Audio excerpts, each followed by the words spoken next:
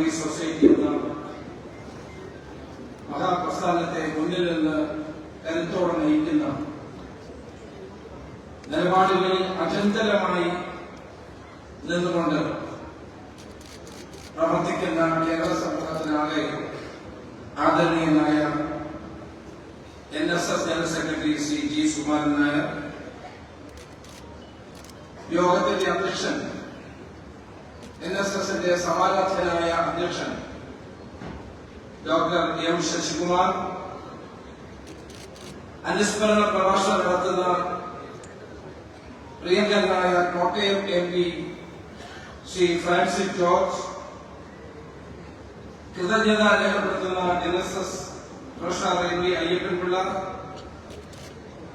സംസ്ഥാന ട്രാൻസ്പോർട്ട് വകുപ്പ് മന്ത്രി ഡയറക്ടർ അംഗം കൂടിയായ Shri KP Ganesh Kumar, vice president Sangeeth Kumar, Shri Harikumar Koyikkal, വേദിയിൽ സന്നിഹിതരായിരിക്കുന്ന നായകസഭയിലെ അംഗങ്ങളെ, പ്രിയപ്പെട്ട സഹോദരി സഹോദരന്മാരെ, സുഹൃത്തുക്കളെ, തികഞ്ഞ അഭിമാന ബോധത്തോടെയാണ് 148ാമത് മന്നൻ ജയന്തി ആഘോഷ പരിപാടികളിൽ നിങ്ങളോടൊപ്പം ഞാനും പങ്കെടുക്കുന്നു. ഞാൻ എന്റെ ജീവിതത്തിലെ ഒരു സൗഭാഗ്യമായി കാണാൻ ആഗ്രഹിക്കുന്ന ഒരു കാര്യമാണ്. മഹാന്മാരായ നിരവധി വ്യക്തികൾ, രാജീവ് ഗാന്ധി മുതൽ ഡോക്ടർ S രാധാകൃഷ്ണൻ ഉൾപ്പെടെ മുൻ രാഷ്ട്രപതിയായ KR നാരായണൻ, ശ്രീ K കരുണാകരൻ, ഉജ്ജ്വല നേതൃത്വങ്ങളെല്ലാം ഉദ്ഘാടനം ചെയ്ത ഈ വേദിയിൽ എനിക്കൊരു അവസരം കിട്ടിയതിന് NSSനോടും എന്റെ ജനറൽ സെക്രട്ടറിയോടും പൂർണ്ണമായ നന്ദിയും കടപ്പാടും രേഖപ്പെടുത്താൻ ഈ അവസരം ഞാൻ വിനിയോഗിക്കുകയാണ്. ഈ പ്രൗഢഗംഭീരമായ ചടങ്ങിന്റെ ഭാഗമാകാൻ കഴിഞ്ഞത് അങ്ങേയറ്റത്തെ ചാരിതാർത്ഥ്യം എനിക്കുണ്ട്. ഭാരതകേസരി മന്നത്ത് പത്മനാഭൻ ഉജ്ജ്വലമായ സ്മരണകളാണ് ഇവിടെ ഇരുമ്പി നിൽക്കുന്നത്. പത്മനാഭ പ്രഭയിൽ പെരുന്ന പ്രശോഭിതമാണ് എന്ന് നമുക്ക് എല്ലാവർക്കും ബോധ്യമുണ്ട്. ഇത്തവണ കൂടുതൽ ആളുകൾ ഈ സമ്മേളനത്തിലും പുഷ്പാർച്ചനയിലും പങ്കെടുക്കുന്നു എന്നത് ശ്രദ്ധേയമായ ഒരു കാര്യമാണ്. ഇന്ത്യക്ക് സംഭാവന ചെയ്ത മഹാപുരുഷന്മാരുടെ അഗ്രഗണ്യനാണ് ശ്രീ മന്നത്ത് പത്മനാഭൻ. കാലവും ചരിത്രവും അദ്ദേഹത്തെ ഏറ്റവും സമാധാനീയനായ വ്യക്തിത്വമായി എന്നും ഉയർത്തിക്കാട്ടുന്നു എന്നത് പ്രത്യേക ശ്രദ്ധേയമായ ഒരു കാര്യമാണ്. മാമൂലികളിലും അന്ധവിശ്വാസങ്ങളിലും തളച്ചിട്ട ഒരു സമൂഹത്തെ പുരോഗതിയുടെ പാതയിലേക്ക് എത്തിക്കാനും നവോത്ഥാനത്തിന്റെ പാതയിലൂടെ മുന്നോട്ട് കൊണ്ടുപോകാനും നേതൃത്വം കൊടുത്ത വ്യക്തിയാണ് ശ്രീ മന്നത്ത് പത്മനാഭൻ. അത് കേരള സമൂഹത്തിന് ഒരു പുതിയ വെളിച്ചം നൽകുന്നതായിരുന്നു. അന്ധവിശ്വാസങ്ങളും അനാചാരങ്ങളിലും ആണ്ടു കിടന്ന നായർ സമൂഹത്തെ പുരോഗതിയിലേക്ക് നയിക്കുക മാത്രമല്ല അദ്ദേഹം ചെയ്തത്, കേരളത്തിലെ ആകമാനം പുരോഗതിയുടെ വഴികൾ കാട്ടിക്കൊടുക്കാനും ശ്രമിച്ചു എന്നത് ഒരു വസ്തുതയാണ്. മന്നത്ത് പത്മനാഭന്റെ മഹാമേരും ഇവിടെ ഇല്ലായിരുന്നെങ്കിൽ എന്ന് ഒരു നിമിഷം നമ്മൾ ഓർത്തു നോക്കുക. അപ്പോഴാണ് ആ മനുഷ്യൻ എന്തെല്ലാമായിരുന്നു എന്ന്, നമുക്കായി എന്തെല്ലാം ചെയ്തുവെന്ന് നമുക്ക് ബോധ്യപ്പെടുന്നത്. ചരിത്രത്തിന്റെ തങ്കത്താളുകളിൽ ശ്രീ മന്നത്ത് പത്മനാഭൻ നൽകിയ കാര്യങ്ങൾ, ഈ സമൂഹത്തിന് വേണ്ടി ചെയ്ത കാര്യങ്ങൾ വ്യക്തമായി തന്നെ എഴുതപ്പെട്ടിട്ടുള്ള ഒന്ന് തന്നെയാണ്. ആരാധ്യനായ സമുദായ ആചാര്യൻ ശ്രീ മന്നത്ത് പത്മനാഭൻ ഒരിക്കൽ പറഞ്ഞു, മറ്റുള്ളവരെ പോലെ അധ്വാനിച്ച് ജീവിക്കാൻ നായർ സമുദായം തയ്യാറാകണം. അധ്വാനിച്ച് ആഹാരം കഴിച്ച് ഉറങ്ങാവൂ എന്ന നിശ്ചയം സമൂഹത്തിലെ ഉണ്ടായാൽ നമ്മൾ രക്ഷപ്പെടണം. ഇതാണ് സമുദായാചാര്യൻ സമൂഹത്തോട് ഉറക്കം വിളിച്ചു പറഞ്ഞത്. അധ്വാനിക്കാൻ പറഞ്ഞു. മറ്റുള്ളവരെ പോലെ അധ്വാനിച്ച് ജീവിക്കാനും അതോടൊപ്പം തന്നെ ആണും പെണ്ണും ഒരുപോലെ അധ്വാനിച്ച് ജീവിക്കാനുമാണ് നമ്മളെ അദ്ദേഹം പഠിപ്പിച്ചത്. സ്വന്തം സമുദായത്തിന്റെ ശക്തി ദൗർബല്യങ്ങൾ പൂർണ്ണമായി ഉൾക്കൊണ്ടിരുന്ന ആചാര്യനായിരുന്നു മദൻ പത്മനാഭൻ. ഒരുപക്ഷെ സ്വന്തം സമുദായത്തിന്റെ ശക്തി ദൗർബല്യങ്ങൾ ഇത്രയും ആഴത്തിൽ മനസ്സിലാക്കിയ മറ്റൊരു വ്യക്തിയെ നമുക്ക് കാണാൻ സാധ്യമല്ല. മാറ്റം ഓരോ വ്യക്തിയിലും കുടുംബത്തിലും ഉണ്ടാകണമെന്ന് അദ്ദേഹം ആഗ്രഹിച്ചു. ഓരോ വ്യക്തിയുടെയും പുരോഗതിയിലൂടെ മാത്രമേ സമുദായത്തിനും സമൂഹത്തിനും പുരോഗതി ഉണ്ടാകൂ എന്ന് ശരിയായ നിലയിൽ വിലയിരുത്തിയ വ്യക്തിയാണ് ശ്രീ മദൻ പത്മനാഭൻ. അന്നത്തെ മന്നം എന്നല്ല ശീഘ്രം എന്നാണ് വിളിക്കേണ്ടതെന്ന് അദ്ദേഹത്തിന്റെ കർമ്മകുശലത കണ്ടുകൊണ്ട് പ്രമുഖ അഭിഭാഷകനായിരുന്ന മള്ളൂർ ഗോവിന്ദപിള്ള നർമ്മം കലർത്തി പറഞ്ഞത് ഞാനിവിടെ ഉദ്ധരിക്കാൻ ആഗ്രഹിക്കുന്ന ഒരു കാര്യമാണ്. ഏത് കാര്യവും ശീഘ്രതയോടെ ചെയ്യാൻ കഴിയുന്ന, ഏതൊരു കാര്യവും വളരെ വേഗതയിൽ ചെയ്യാൻ കഴിയുന്ന ഒരു പ്രവർത്തന ശൈലിയായിരുന്നു അദ്ദേഹത്തിൻ്റെത്. ഇന്ന് ഉള്ള സൗകര്യങ്ങളിൽ ജീവിച്ച് മുന്നോട്ട് പോകാൻ ആഗ്രഹിച്ച, അല്പം ചടഞ്ഞുകൂടാൻ തയ്യാറാകുന്ന സമുദായമെന്ന പേരുദോഷമുണ്ടായിരുന്നവർക്ക് മുമ്പിൽ അദ്ദേഹം സ്വന്തമായ മാതൃക കാണിക്കുകയാണ് ഉണ്ടായത്. NSSന്റെ ചരിത്രവും മദൻ പത്മനാഭന്റെ ആത്മകഥയും പരിശോധിച്ചാൽ നമുക്ക് മനസ്സിലാകും. അത് അദ്ദേഹത്തിന്റെ ദിനചര്യ വിവരിക്കുന്ന അത്ഭുതകരമാണ്. ശ്രീ മദൻ പത്മനാഭൻ അതിരാവിലെ 3:30 എഴുന്നേറ്റു. ഒന്ന് ഓർത്ത് നോക്കാം, 3:30 മണിക്ക് ഉണരും. പിന്നെ കുളിക്കാൻ പോകുന്നത് വരെ ഉള്ള സമയം കത്തുകൾക്ക് മറുപടി എഴുതുകയാണ്. തലേ ദിവസവും തപാലിലൂടെ വന്നിരുന്ന പത്രമാധ്യമങ്ങൾ മുഴുവൻ വായിച്ചു തീർക്കും. കുളി കഴിഞ്ഞാൽ പെരുന്ന സുബ്രഹ്മണ്യ സ്വാമി ക്ഷേത്രത്തിൽ ദർശനം നടത്തും. 6 പ്രാതലിന് മുമ്പ് ഇതെല്ലാം നടക്കും. വൃത്തി ഏറ്റവും നിർബന്ധമുള്ള ഒരു കാര്യമായിരുന്നു. ശുചിത്വത്തിന് ഏറ്റവും വലിയ പ്രാധാന്യം അദ്ദേഹം കൊടുത്തിരുന്നു. സമൂഹത്തിന്റെ വിശുദ്ധിയും വ്യക്തിപരമായ ശുദ്ധിയും പ്രത്യേകം കാത്തു സൂക്ഷിക്കാൻ അദ്ദേഹം ബദ്ധശ്രദ്ധനായിരുന്നു എന്നുള്ളത് നമുക്കവിടെ കാണാൻ കഴിയും. മുഷിഞ്ഞ വസ്ത്രം ധരിച്ച് മകന്റെ അടുത്ത് ചെല്ലാൻ അമ്മയ്ക്ക് പോലും മടിയായിരുന്നത്രേ. അതായിരുന്നു മദൻ പത്മനാഭൻ. അകവും പുറവും സൗന്ദര്യമുള്ള ഒരു മഹാപുരുഷനായിരുന്നു ശ്രീ മദൻ പത്മനാഭൻ എന്ന് അദ്ദേഹത്തിന്റെ ചരിത്രം വായിക്കുന്ന ഏതൊരാൾക്കും ബോധ്യമുള്ള ഒരു കാര്യമാണ്. ഈ അടുത്ത സമയത്താണ് ചങ്ങനാശ്ശേരി NSS ഹിന്ദു കോളേജിലെ പ്രിൻസിപ്പലായിരുന്ന doctor Sujatha living beyond the ages എന്ന് പറഞ്ഞ മദൻ പത്മനാഭനെ പറ്റി ഇംഗ്ലീഷിൽ ഒരു പുസ്തകം ഇറക്കുന്നുണ്ടായി. എന്നോട് പലരും ആ പുസ്തകത്തെ പറ്റി പറഞ്ഞ് വായിക്കാൻ അവസരം കിട്ടിയില്ല. ആ പുസ്തകം മലയാളം അറിയാത്ത മലനാടൻ മലയാളികൾക്കും മറ്റുള്ള ഭാഷക്കാർക്കും വായിച്ചാൽ മദൻ പത്മനാഭനെ ശരിക്കും മനസ്സിലാക്കാൻ കഴിയും എന്നാണ് വായിച്ചുള്ളവർ എന്നോട് പറഞ്ഞത്. അന്ധവിശ്വാസങ്ങളിൽ നിന്നും അനാചാരങ്ങളിൽ നിന്നും സ്വസമുദായത്തെ മോചിപ്പിക്കുന്നതിനും അദ്ദേഹം മാതൃക കാണിക്കുകയുണ്ടായി.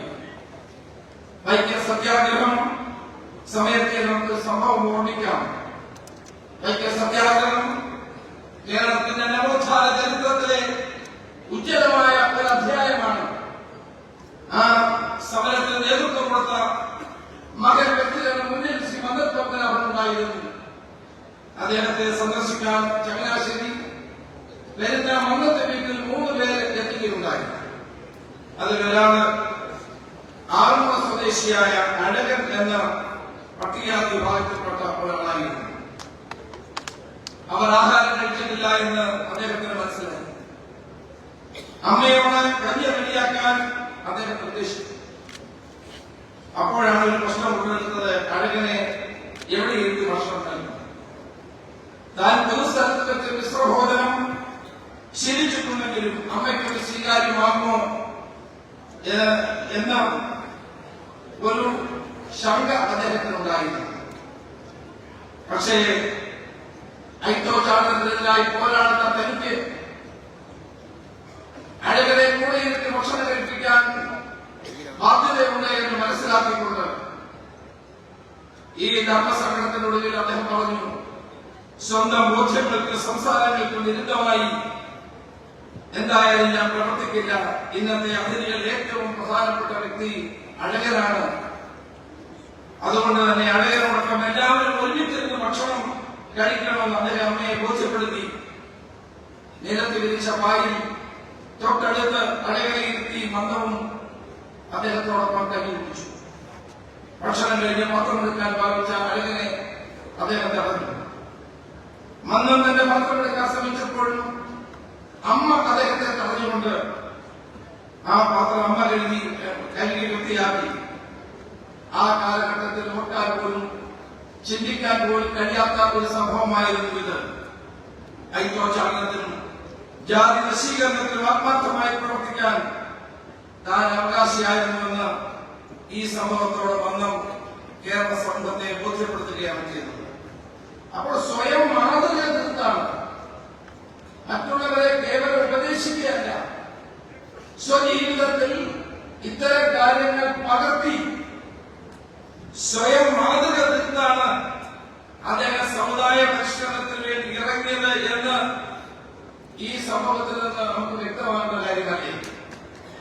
അസാധാരണമായ കർമ്മപുസ്തകം അദ്ദേഹത്തിനുണ്ടായിരുന്നു. മറ്റാർക്കുമില്ലാത്ത വിചാരങ്ങളും ചിന്തകളും അദ്ദേഹത്തെ ഭരിച്ചിരുന്നു. അദ്ദേഹം സമൂഹത്തിന് വേണ്ടിയും സമുദായത്തിന് വേണ്ടിയും ജീവിതം ഒഴിഞ്ഞു വെച്ച വ്യക്തിയാണ്. സ്കൂൾ അധ്യാപകനായിരുന്നു. ജോലി വേണ്ടെന്ന് വെച്ചു.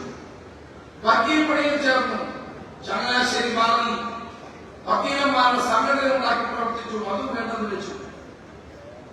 തന്റെ ലക്ഷ്യം ജീർണതയിൽ ആണ്ടുകിടക്കുന്ന അന്ധവിശ്വാസങ്ങളിലും അനാചാരങ്ങളിലും അടിഞ്ഞു കിടക്കുന്ന ഭിന്നിച്ചു നിൽക്കുന്ന 18 വിഭാഗങ്ങളായി ഭിന്നിച്ചു നിൽക്കുന്ന നായർ സമുദായത്തെ ഒന്നിപ്പിച്ചുകൊണ്ട് അവർക്ക് വേണ്ടി പ്രവർത്തിക്കുക എന്നുള്ളതാണ് തന്റെ ജീവിത ലക്ഷ്യം എന്ന് കണ്ടുകൊണ്ടാണ് മന്നത്ത് പത്മനാഭൻ തന്റെ ജീവിത യാത്ര യഥാർത്ഥത്തിൽ ആരംഭിക്കുന്നത്.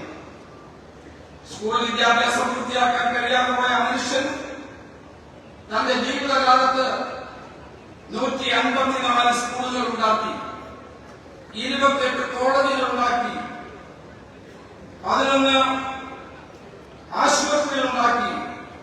മാത്രമല്ല 5000 ഹെക്ടറിലധികം ഭൂമി, തോട്ടഭൂമി NSSന് വേണ്ടി സമ്പാദിച്ചു. കർമ്മയോഗിയായ കുലപതി എന്ന പുസ്തകത്തിൽ ആമുഖത്തിൽ കവി വിഷ്ണുനാരായണൻ നമ്പൂതിരിയുടെ നിരീക്ഷണം വളരെ ശ്രദ്ധേയമാണ്.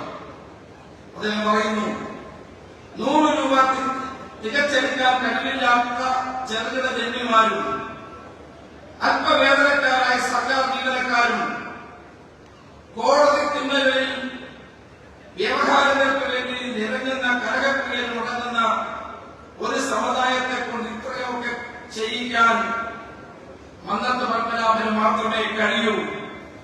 പണം എങ്ങനെ വന്നു ചേരുന്നു എന്നത് അദ്ദേഹത്തിന്റെ ശുഭാപ്തി വിശ്വാസം സഹപ്രവർത്തകരെ ശുഭാപ്തി വിശ്വാസമാക്കി മാറ്റി. ഒരു യഥാർത്ഥ നേതാവിന് മാത്രമേ ഇത്തരം കാര്യങ്ങൾ ചെയ്യാൻ കഴിയൂ.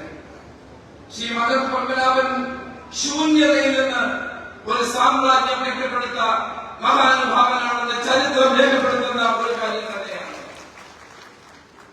ഇന്ന് നമുക്ക് പിന്തിരിഞ്ഞ് നോക്കുമ്പോൾ വിശ്വസിക്കാൻ കഴിയാത്ത നിലയിലുള്ള പ്രവർത്തന പാഠമായിരുന്നു അദ്ദേഹം നേതൃത്വം കൊടുത്തത് എന്ന് നമുക്ക് ബോധ്യപ്പെടുന്ന ഒരു കാര്യമാണ്. മന്നത്ത് പത്മനാഭൻ ഒരു ട്രൂ ലീഡറാണ്. അണികളെയും സമൂഹത്തെയും നയിക്കാൻ കഴിയുന്ന ഒരു ട്രൂ ലീഡറാണ് മന്നത്ത് പത്മനാഭൻ എന്ന് തെളിയിച്ച എത്രയോ സംഭവങ്ങൾ നമുക്ക് ചൂണ്ടിക്കാൻ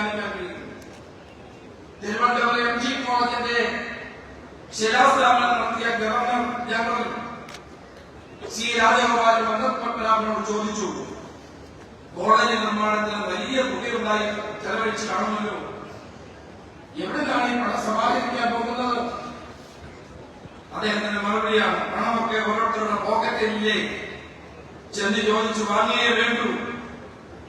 ആത്മവിശ്വാസത്തിന്റെ മറ്റൊരു പേരായി നമുക്ക് ഉദ്ധരിക്കാൻ പറയാൻ കഴിയുന്ന ഒരു മന്ത്രം എന്ന് തന്നെയാണ്.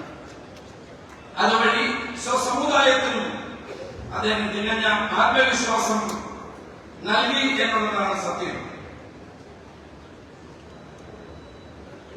ഈ കോളേജുകളും സ്കൂളുകളും മറ്റ് വിദ്യാഭ്യാസ സ്ഥാപനങ്ങളും ഒക്കെ നിർമ്മിച്ചത് ജനങ്ങളുടെ പണം കൊണ്ടാണ്, സമുദായ സ്നേഹികളുടെ പണം കൊണ്ടാണ്, സമൂഹത്തിലെ ആളുകളുടെ കൈകളുടെ പണം കൊണ്ടാണ്. എന്റെ മണ്ഡലമായ ഹരിപ്പാടായി സമുദായത്തിന്റെ കുടുംബത്തിൽ വിഷുവിന് അദ്ദേഹം ചെയ്തു. നിഷ്കരിതമായ ഒരു ആനയാണ് അതും വിറ്റ് NSS മുതൽക്കൂട്ടം ഉണ്ടായി. അതുപോലെ എത്രയോ വീടുകളിൽ ചെന്ന് അവരോടൊപ്പം നിന്നുകൊണ്ട് NSSന്റെ മഹത്തായ സ്ഥാപനങ്ങൾ കെട്ടിപ്പടുക്കാൻ, വിദ്യാഭ്യാസ സ്ഥാപനങ്ങൾ കെട്ടിപ്പടുക്കാൻ ശ്രീ മണ്ഡലം നടത്തിയ ശ്രമങ്ങൾ ചെറുതല്ല. ആ വിദ്യാഭ്യാസ സ്ഥാപനങ്ങളിൽ നായർ സമുദായ അംഗങ്ങൾ മാത്രമല്ല പഠിക്കുന്നത്, എല്ലാവരും പഠിക്കുന്നു. അതായിരുന്നു മതത്തിന്റെ ദർശനം. എല്ലാവർക്കും വിദ്യാഭ്യാസം ചെയ്യാനുള്ള അവസരം, എല്ലാവർക്കും വളരാനുള്ള അവസരം, എല്ലാവർക്കും തുല്യമായ നീതി നൽകാനുള്ള ചിന്ത, അതായിരുന്നു അദ്ദേഹത്തിന്റെ പ്രവർത്തനങ്ങളിൽ നമുക്ക് കാണാൻ കഴിയുന്ന ഒരു കാര്യം. ഇവിടെ വ്യക്തിപരമായ ഒരു കാര്യം ഇവിടെ കുത്തിത്തീർക്കാനുണ്ട്. ഞാൻ സ്കൂൾ വിദ്യാഭ്യാസം കഴിഞ്ഞ എനിക്ക് SSLC പരീക്ഷയിൽ അന്ന് 350 മാർക്ക് വേണം ഫസ്റ്റ് ക്ലാസ് കിട്ടാൻ. 5 മാർക്ക് എനിക്ക് കുറവായിരുന്നു. എന്റെ വീടിനടുത്തുള്ള ഒരു കോളേജിൽ ഞാൻ ആപ്ലിക്കേഷൻ കൊടുത്തു. റാങ്ക് ലിസ്റ്റിൽ ഞാൻ 5ാമതായിരുന്നു. ഞാൻ അന്ന് കേരള വിദ്യാർത്ഥി യൂണിയന്റെ KSUവിന്റെ ഒരു പ്രവർത്തകനായിരുന്നു, ജില്ലാ ട്രഷററായിരുന്നു. ആരോ ഒരു ഉമ്മക്കത്ത് അയച്ചു, ഞാൻ ഈ കോളേജിൽ പഠിച്ചാൽ ഈ കോളേജിന്റെ അന്തരീക്ഷം തകർക്കുമെന്ന്. ആ ഉമ്മക്കത്തിന്റെ അടിസ്ഥാനത്തിൽ 5ാമത്തെ റാങ്ക് ഉണ്ടാകാൻ എനിക്ക് പ്രവേശനം നിഷേധിച്ചു. മറ്റൊരു കോളേജിൽ ഞാൻ അപേക്ഷ കൊടുത്തിരുന്നില്ല, കാരണം ഇതിന് കിട്ടുമെന്ന് ഉറപ്പുണ്ടായിരുന്നു. ഞാൻ എന്റെ പിതാവിനോടൊപ്പം എന്റെ ഒരു ബന്ധുവായി സ്കൂളിലെ അധ്യാപകനായ രാജസ്ഥാനോടൊപ്പം വന്ന് ആദ്യമായിട്ടാണ് ഞാൻ NSSന്റെ ആസ്ഥാനത്ത് വന്നത്. അന്ന് ജനറൽ സെക്രട്ടറി ശ്രീ ബാലകൃഷ്ണപിള്ളയാണ്. ഞങ്ങൾ 3 പേര് കൂടി അവിടെ ചെന്നപ്പോൾ എന്റെ അഡ്മിഷന് വേണ്ടിയാണ് വന്നത്. അന്ന് പക്ഷെ എല്ലാം അഡ്മിഷൻ കഴിഞ്ഞു, ആ അപേക്ഷ കൊടുക്കാനുള്ള സമയം കഴിഞ്ഞു. ഈ വിവരങ്ങൾ അദ്ദേഹത്തോട് സൂചിപ്പിച്ചപ്പോൾ അദ്ദേഹം അപ്പോൾ തന്നെ എനിക്ക് അപേക്ഷ തരാൻ എഴുതി തന്നു. ഞാൻ അപേക്ഷ കൊടുത്തു. അപേക്ഷ കൊടുത്തെങ്കിൽ ഈ കോളേജിൽ എനിക്ക് പ്രവേശനം നൽകി. അങ്ങനെയാണ് എന്റെ ജീവിതത്തിൽ ഒരു സംഗീത ഘട്ടത്തിൽ എന്നെ സഹായിച്ചത്. എനിക്ക് അഭയം തന്നതും NSS ആണ് എന്ന് പറയാൻ എനിക്കറിയാൻ സന്തോഷം. അന്ന് വാസ്തവത്തിൽ അന്ന് എനിക്ക് അപേക്ഷ കൊടുത്ത് ഡിഗ്രിക്ക് ചേരാൻ അവസരമില്ലാത്തതിന് എന്റെ 1 വർഷം പോകുമായിരുന്നു. അതുകൊണ്ടാണ് ഞാൻ സെക്രട്ടറിയുടെ പോലെ ഈ മണ്ണുമായി എന്റെ ബന്ധം. NSS Hindu college, NSS headquarters, Mannam സമാധി, വേലായുധ മന്ദിരം, മാവേലി റോട്ടിന്, അംബിക ഹോട്ടല്,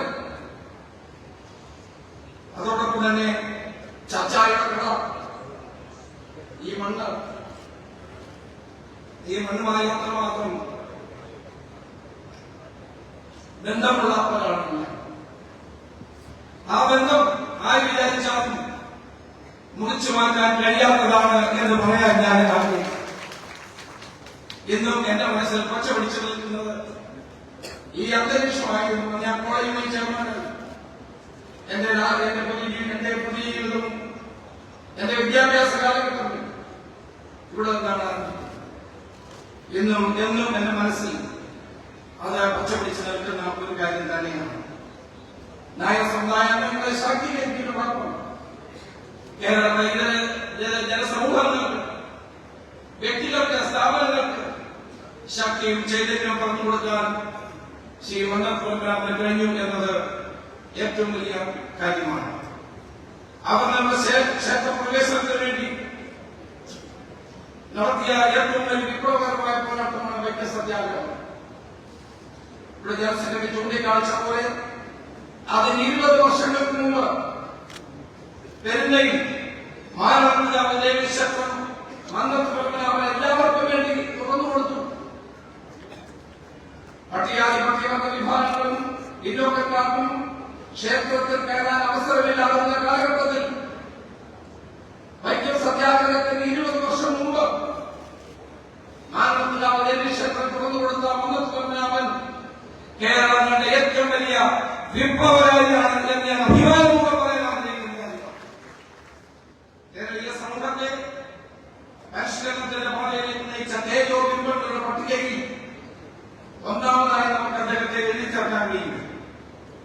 വൈക്കം സത്യാഗ്രഹം, ഗുരുവായൂർ സത്യാഗ്രഹം, എല്ലാ ജാതിയിൽപ്പെട്ടവർക്ക് ക്ഷേത്രപ്രവേശനത്തിന് നടത്തിയ സമരങ്ങൾ, ദേശീയ സ്വാതന്ത്ര്യത്തിന് വേണ്ടിയുള്ള മുന്നേറ്റങ്ങൾ, സ്വാതന്ത്ര്യാനന്തരം തിരുവിതാംകൂർ കൊച്ചി നിയമസഭയിലേക്കുള്ള പ്രവേശനം, വിമോചന സമരം നയിച്ചിട്ടുള്ള പ്രക്ഷോഭങ്ങൾ, ഇതെല്ലാം ചരിത്രത്തിന്റെ ഭാഗമാണ്.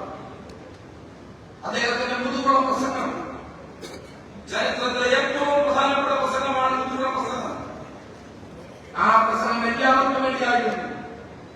പ്രത്യേകിച്ച് ഈഴവ സമുദായത്തിന്റെ പുരോഗതിക്ക് വേണ്ടിയായിരുന്നു ആ പ്രസംഗം. ആ പ്രസംഗം കഴിഞ്ഞപ്പോഴാണ് സംസ്ഥിതി അദ്ദേഹത്തെ അറസ്റ്റ് ചെയ്ത് ജയിലടച്ചു. സ്വാതന്ത്ര്യം കിട്ടിയ ആ പുലരിയാണ് എന്ന ഭാഗ്യം അദ്ദേഹത്തിനുണ്ടായില്ല, ജയിലായിരുന്നു. പിന്നീടാണ് ജയിലിന്റെ പുറത്തു വന്നത്.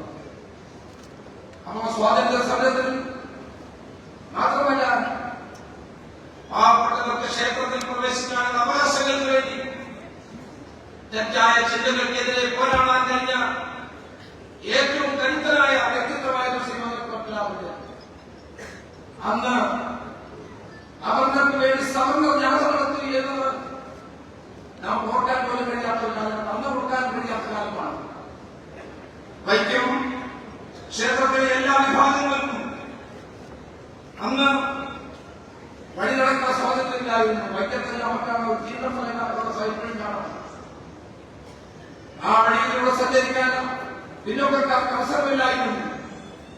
ക്ഷേത്രത്തിൽ പ്രവേശിക്കാൻ അവസരമില്ലായിരുന്നു. ഗാന്ധിജിയുടെ ഉപദേശങ്ങൾ സ്വീകരിച്ചുകൊണ്ട് ശ്രീനാരായണഗുരുവിന്റെ അനുഗ്രഹങ്ങളോടുകൂടി ആരംഭിച്ച വൈക്കം സത്യാഗ്രഹത്തിന്റെ ഏറ്റവും മുന്നണി പോരാളി ശ്രീ മന്നത്ത് പത്മനാഭനായിരുന്നു. അദ്ദേഹത്തിന്റെ ഏറ്റവും അടുത്ത സുഹൃത്തായിരുന്നു ദേശം യോഗത്തിന്റെ ജനറൽ സെക്രട്ടറി ജി.കെ. മാധവൻ സംസാരിച്ച ശേഷമാണ് സവർണജാഥ ആരംഭിക്കുന്നത്. സവർണജാഥ കേരളത്തിൽ ഉണ്ടാക്കിയ കോടികളക്കം ചെറുതല്ല. ആയിരക്കണക്കിന് ആളുകളാണ് സവർണജാഥയിൽ മന്നത്ത് പത്മനാഭനോടൊപ്പം പങ്കെടുത്തത്. കുഞ്ഞുകുട്ടി പരാതിയെ മുഴുവൻ ആ ജാഥയിൽ പങ്കെടുത്തു. ആ ജാഥ കടന്നു പോകുന്ന വഴികളിൽ സവർണജാതിക്കാരായ മുഴുവൻ ആളുകൾ അണിനിരുന്നത് അദ്ദേഹത്തിന്റെ നേതൃത്വത്തിന്റെ കരുത്തായിരുന്നു. അത് കഴിഞ്ഞിട്ടാണ് ക്ഷേത്രപ്രവേശന വിളംബരം ഉണ്ടാകുന്നത്. അത് തന്നെ ക്ഷേത്രപ്രവേശനം ചാലകശക്തിയായി മാറിയത് ഒരു സംശയമുണ്ട്, ആ സവർണജാഥയായിരുന്നു. എത്ര വർഷങ്ങൾക്ക് മുമ്പാണ് പട്ടികാധിപത്യവർഗ വിഭാഗങ്ങൾക്ക് പിന്നോക്കക്കാർക്ക് വഴി നടക്കാനും ക്ഷേത്രപ്രവേശനത്തിനും വേണ്ടി ഈ സവർണജാഥ നടത്തിയത് എന്ന് നമ്മൾ ഓർക്കേണ്ട ഒരു കാര്യമാണ്. അദ്ദേഹം ഒരു കാലത്ത് രാഷ്ട്രീയക്കാരനായിരുന്നില്ല. പക്ഷേ രാഷ്ട്രീയ രംഗത്ത് തെറ്റുകളുണ്ടായാൽ ആ തെറ്റുകൾക്കെതിരെ അചഞ്ചലമായ നിലപാട് സ്വീകരിച്ചുകൊണ്ട് ശ്രീ മന്നത്ത് പത്മനാഭൻ മുന്നോട്ട് പോയിട്ടുണ്ട്. അദ്ദേഹം പറഞ്ഞൊരു വാചകം ഞാൻ കോട്ട് ചെയ്യാം. ഞാൻ സ്വതവേ ഒരു രാഷ്ട്രീയ ജീവിയല്ല, സാമൂഹ്യ പരിഷ്കരണത്തിന് തൽപരനാണ്. ആവശ്യം കഴിഞ്ഞാൽ രാഷ്ട്രീയ രംഗത്ത് നിന്ന് തങ്ങി നിൽക്കാതെ എന്റെ പ്രവർത്തനങ്ങളിലേക്ക് മടങ്ങിപ്പോവുകയാണ് പതിവ്.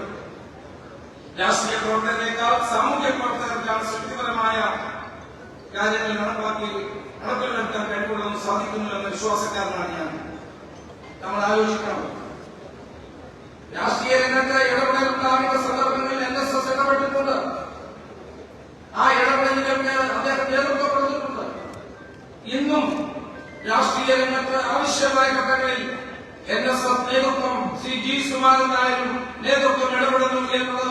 ചർച്ചാവഹമായ കാര്യമായി തന്നെ ചൂണ്ടിക്കാണിക്കാൻ ഞാൻ ആഗ്രഹിക്കുന്ന ഒരു കാര്യമാണ്.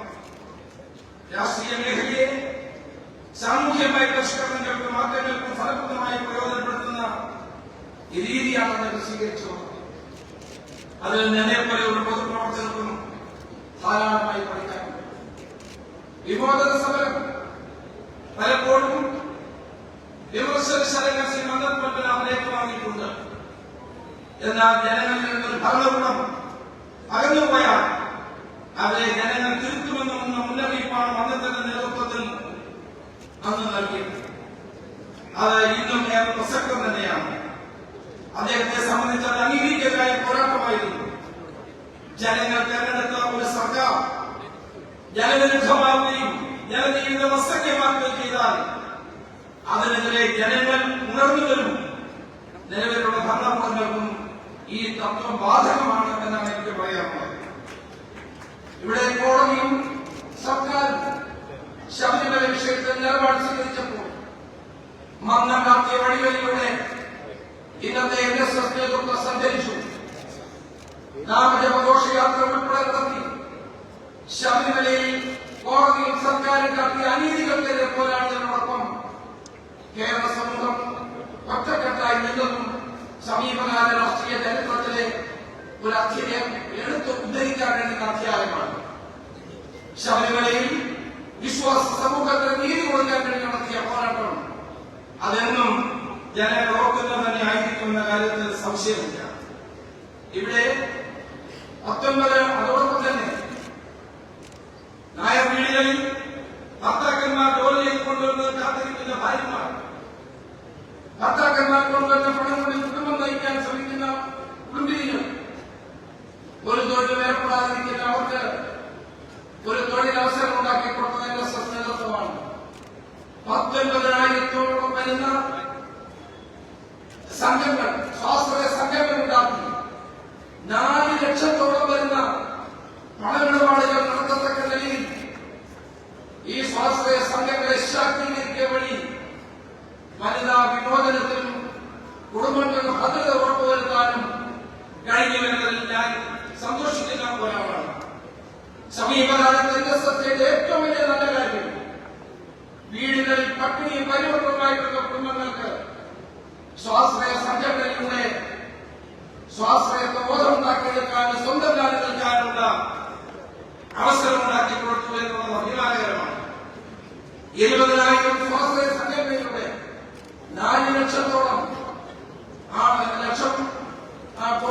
4 കോടി രൂപയോളം ക്രയവിക്രയം ചെയ്യാനുള്ള അവസരം ഉണ്ടാക്കി കൊടുക്കുന്നത് ചെറിയ കാര്യമാണോ?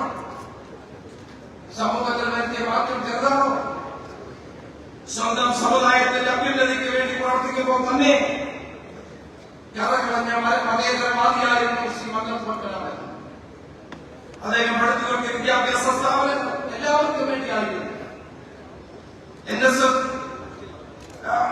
വിദ്യാഭ്യാസ സ്ഥാപനങ്ങൾ ആരംഭിച്ചപ്പോൾ തന്നെ അദ്ദേഹം പറഞ്ഞിരുന്നു, ഇവിടെ എല്ലാവരും പഠിക്കും, സാക്ഷരതയിലേക്ക് കേരളം നീങ്ങണം, വിദ്യ അഭ്യസിക്കാൻ ജാതിയും മതവും തടസ്സമാകരുത്. ഇതെല്ലാം ശ്രീ മന്ദൻ പത്മനാഭൻ ഈ സ്ഥാപനങ്ങൾ തുടങ്ങിയ സമയത്ത് തന്നെ നൽകിയ ഉപദേശമാണ്. ഇതര സമുദായങ്ങൾക്ക് ശോഭകരമായ ഒന്നും ചെയ്യില്ല എന്ന് പറഞ്ഞ് നിലവിളി പ്രാർത്ഥിച്ചിട്ടാണ് NSS എന്ന മഹാപ്രസ്ഥാനം ആരംഭിച്ചത്. ആ നിലവിളക്കിന്നും അതേ ശോഭയോടെ കത്തിക്കൊണ്ടിരിക്കുന്നു. വർഗീയതയുടെ മഹാന്തകാലം ചുറ്റും മൂടുമ്പോൾ NSS എന്ന മഹാപ്രസ്ഥാനം ഒരു നിലവിളക്കിലെ തിരിയായി നമ്മുടെ മുന്നിലുണ്ട്.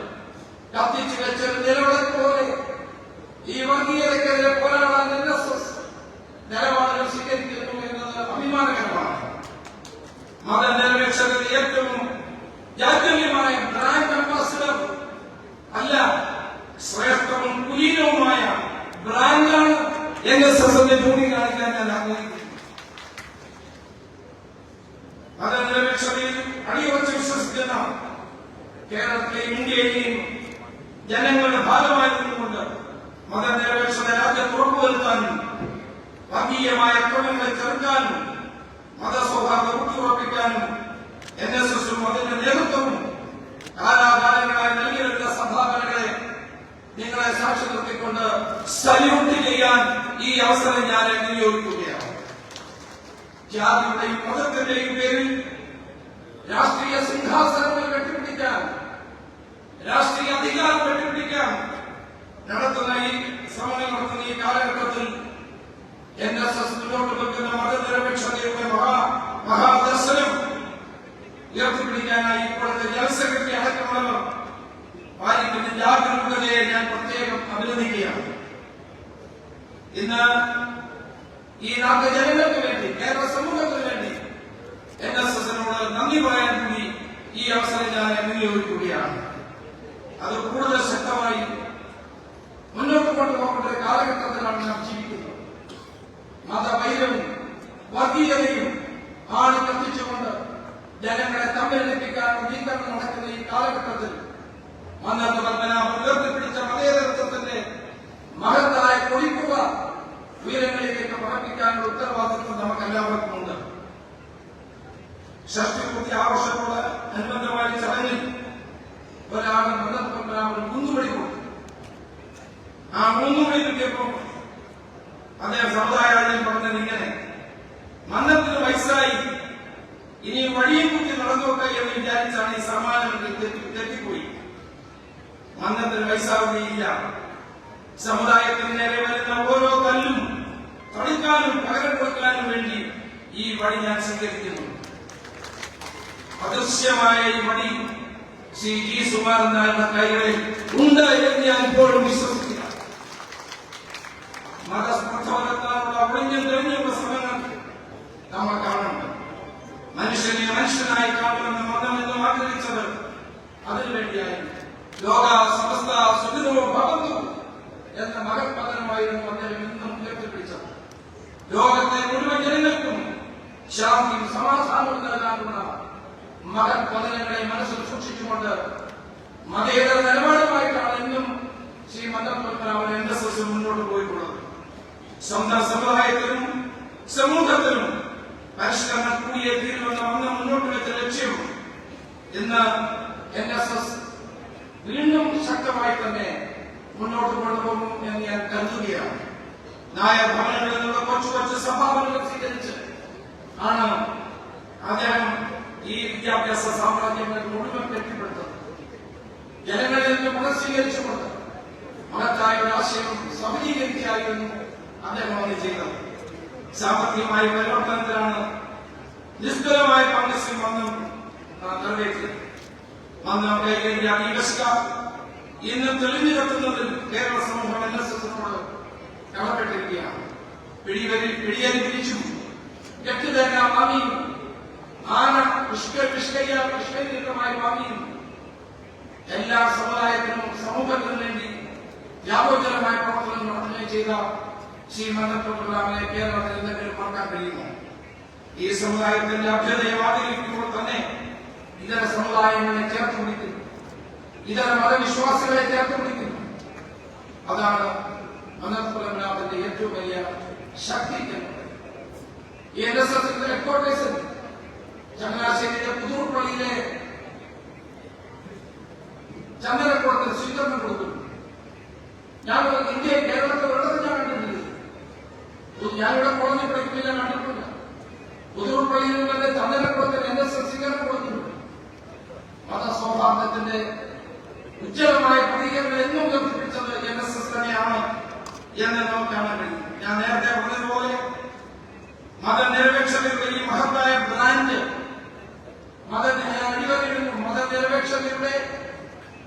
മതനിരപേക്ഷതയുടെ കേരളത്തെ തുറന്നു നിൽക്കുന്ന ഈ ബ്രാൻഡ്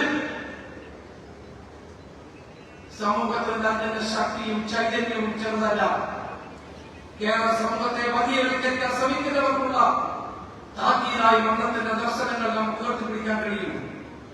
അതുകൊണ്ട് സമുദായങ്ങൾ തമ്മിൽ തല്ലണമെന്ന് ആഗ്രഹിക്കുന്നവർക്ക് NSSനോട് പിണക്കവും അനുഭവമെല്ലാം ഉണ്ടാകാം. അതിന് അവരുടെ സഹകരിക്കുക മാത്രമേ നമുക്ക് ചെയ്യാൻ കഴിയൂ. ശ്രീ മന്നത്ത് പത്മനാഭൻ ഒരിക്കൽ പറഞ്ഞത് കൂടി പറഞ്ഞുകൊണ്ട് ഞാൻ വാക്ക് അവസാനിക്കുന്നു. അദ്ദേഹം പറഞ്ഞു, കരയുന്നവന് ജീവിക്കാനുള്ള ലോകമല്ല ഇത്. പൗരുഷത്തോടുകൂടി കാര്യം പറയുന്ന ധൈര്യശാലികൾക്ക് മാത്രമേ ജീവിക്കാൻ മാർഗമുള്ളൂ. സമുദായങ്ങൾ തമ്മിലടിപ്പിച്ചു, വർഗീയതയോട് ഭ്രമിപ്പിച്ചു, രാഷ്ട്രീയ നേട്ടങ്ങൾ കൊയ്യാൻ ശ്രമിക്കുന്നവരെ ധീരതയോടെ തടുത്തു നിർത്തിയ അകന്നോട് മാറിപ്പോവാൻ ആവശ്യപ്പെടുന്ന NSS ജനറൽ സെക്രട്ടറി സുകുമാരൻ നായരെയും അദ്ദേഹത്തിന്റെ സഹപ്രവർത്തകരെയും ഒരിക്കൽ കൂടി അഭിവാദ്യം ചെയ്തുകൊണ്ട് ശ്രീ മദനപത്മനാഭന്റെ ധന്യമായ ഓർമ്മകൾക്ക് മുമ്പിൽ നമോഭാഗം അർപ്പിച്ചുകൊണ്ട് ഈ സമ്മേളനം ഉദ്ഘാടനം ചെയ്തതായി അറിയിക്കുന്നു. നമസ്കാരം. ജയ്.